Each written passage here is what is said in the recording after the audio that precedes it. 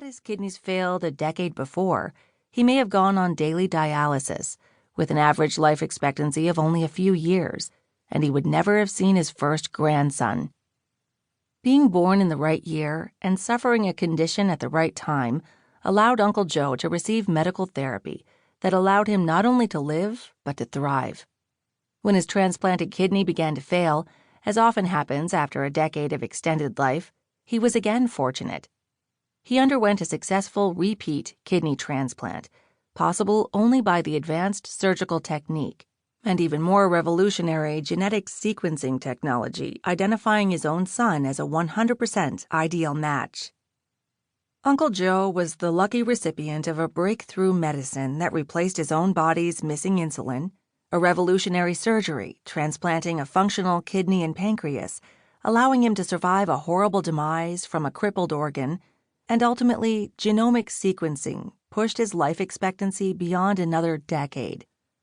All of these mortality-defying therapies had not been available the decade prior. He was always there at the right time. However, at the same time that we've made so much progress, our costs have also been growing. Each presidential administration during my lifetime, and many before, trumpeted that we are on the verge of a disaster. On October 10, 1952, President Dwight Eisenhower gave a speech in Salt Lake City in which he reiterated his opposition to socialized medicine while also recognizing that all Americans deserve basic medical care and that the system needed reform.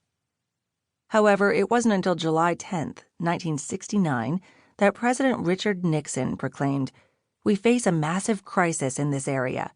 Without prompt administrative and legislative action, we will have a breakdown in our medical care system." This was considered the first time an administration declared such an emergency, and it not only was a pivotal moment for health care, but also marked the first attempt at a comprehensive health care reform.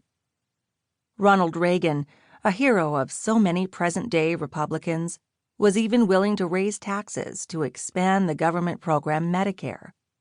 While I am opposed to socialized medicine, I have always felt that medical care should be available to those who cannot otherwise afford it. Although eager to recover from a difficult midterm election in 1982, Reagan's Medicare expansion might have been too generous for the nation's own good, causing continued rises in taxes and allotments for Medicare and Medicaid. As the costs continued to soar, health care was further discussed by Barack Obama when he addressed Congress in 2009. Our collective failure to meet this challenge, year after year, decade after decade, has led us to a breaking point.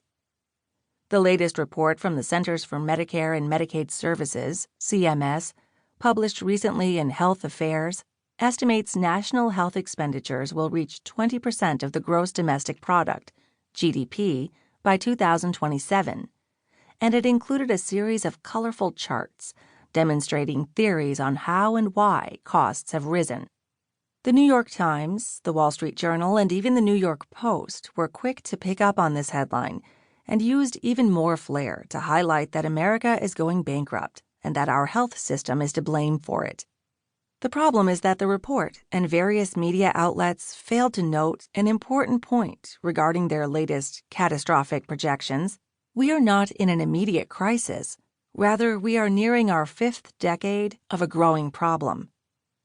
It would be easy to think that innovation has driven these increased costs. However, pharmaceutical and medical device costs account for approximately 4% of the increased healthcare cost each year. The cost to develop and produce these novel discoveries is only one of the drivers of the rise in costs. Healthcare in the United States now resembles a business venture, and like all successful business ventures, to function, it must acquire administrative staff, legal counselors, information and technology specialists, marketing personnel, and an abundance of ancillary staff. This organizational compound, while good for overseers, adds on remarkable non-medical expenses to the total cost of care, thus increasing healthcare spending. Therefore, it is not surprising that the highest-paid entities in healthcare today are not physicians, but corporate executives and high-level administrators. Healthcare